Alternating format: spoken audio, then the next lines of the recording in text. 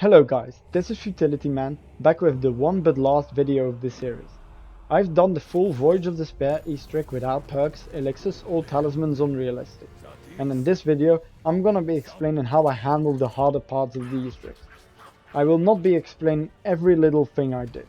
So if you want to see the full unedited video, you can find it in the description below. If you have any questions on why I did something or how I handled it, you can always ask me in the comments down below, and let's just get right into it.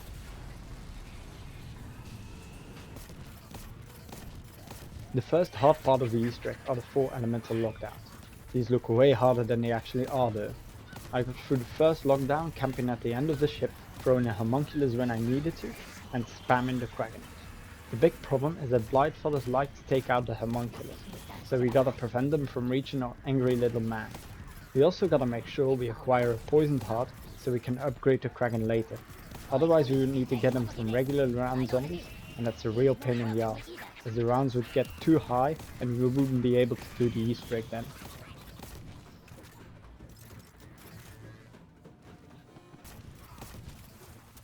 The next lockdown, the icy one, is again way easier than it sounds. As you may or may not know, the water starts to rise during that lockdown. And I assure you, you don't want to train while swimming in that lockdown. So camping is what I did. I threw some homunculus a few meters away from me and started spamming the kraken yet again. In this stage there's only one Blightfather and I usually don't have any problems with him. However, if I would get into trouble, I would always use my specialist to save the day. As I said, the lockdown isn't that hard, it's again based on camping.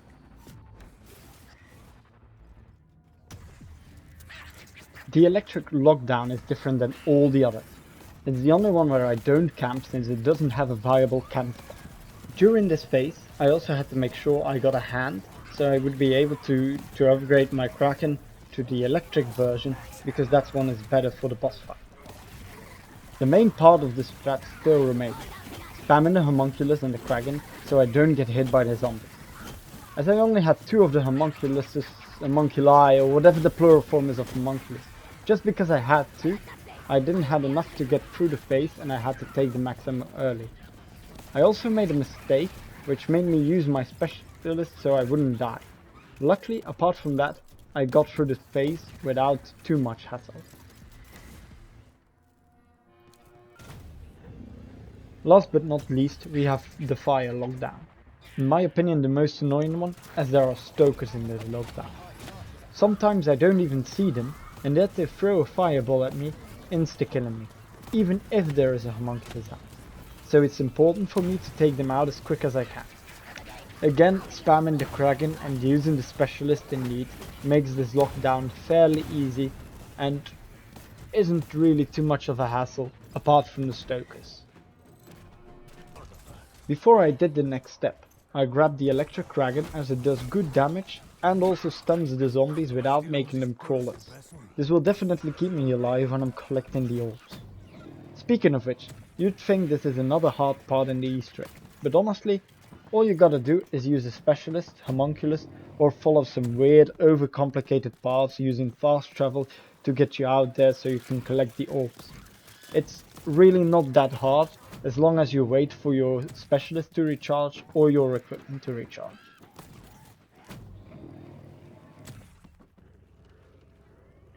Now this last part is pretty hard, and I actually got very lucky to make it.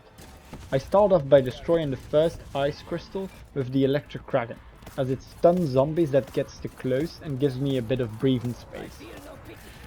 After that I already did something that I shouldn't have done. I threw a homunculus. I couldn't have done this because I would need him later down the line.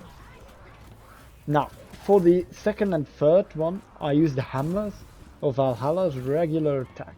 Using the special attack can cause pop-up menus to appear, stopping the gameplay and killing me in the progress, which is very annoying. In this part I also didn't need to throw a homunculus, but I did it anyway.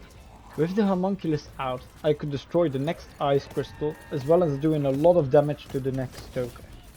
After that crystal was destroyed, I should have thrown a homunculus, however I didn't have any left, so I rushed to the next crystal in the hope that I could destroy it before my previous homunculus ran out, and by miracle I destroyed it just before the zombies arrived.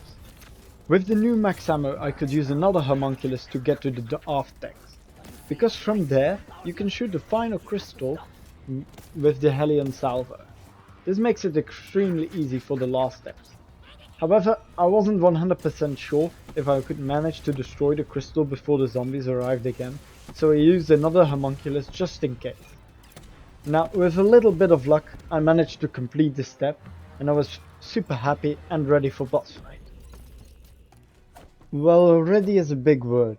Because of the stress and pressure, I completely forgot to double tap my Hellion and to wait for a max ammo. You might not think it's necessary, but ammo in the boss fight is really precious. In order to get through the first two phases, you need to kill enough special enemies. In order for those special enemies to spawn in, you need to kill enough regular zombies. And those regular zombies, well, let's just say they can take more than a few bullets, if you get what I mean. Once the special zombies finally started to spawn in, I had to improvise a little as I only had gotten to that point once. But eventually, I managed to kill all of the special enemies and could move on to the second phase. The second phase is exactly the same as the first phase, except 10 times more difficult. The area is way smaller, which means I need to use more ammo to save myself, making ammo even more valuable. Also, using the Hellion is really tricky, since it can insta-kill me in close quarter combat. The little blue tornadoes that spawn in also give zombies extra health, which again gives a negative impact on the ammo situation. Also, for some reason the special enemies can hit me more easily than I can hit them. I nearly learned that the hard way. But eventually I just made it, which gets me to the actual boss fight.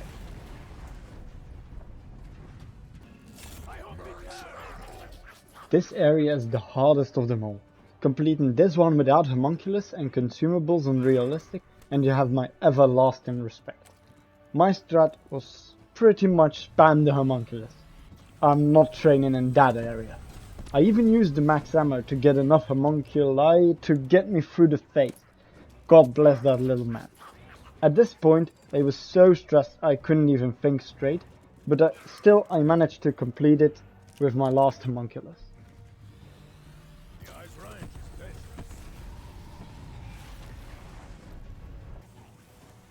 The fourth stage is the last real hard stage of the boss fight in my opinion. Even though it's just big enough to train in, it's definitely not easy. From the start I picked up the max ammo so I could use another homunculus or two to focus on the boss, and also so it could hoard up a group of zombies, so when I had to train I wouldn't have to deal with loose zombies everywhere. As I predicted, I came one homunculus short, so I actually had to finish him off while training. I managed to do it eventually, and I was very happy because I could move on to the last stage. The final stage is probably the easiest of them all, because there is a lot of room to train in. I don't even need the homunculuses at the final stage of the boss fight, although I did use them every time the boss was doing an insta-kill attack, so I could deal a lot of damage. I don't know if this is known, but you can actually hold out your shield to prevent the insta-kill attack from hurting you. This can even be done without perks. Anyway, the last part of the boss fight went by without any trouble, and over 50 attempts I could finally say that I did the Voyage of Despair Easter egg on realistic, without perks, elixirs or talismans. Because it was my first time completing Voyage of Despair on PC, I also got a Celax calling card, which I thought was a little fun. Anyway, thank you all for the support, and I hope to see you all when I have done the final one of this series, namely 9. This was Fertility Man, peace out.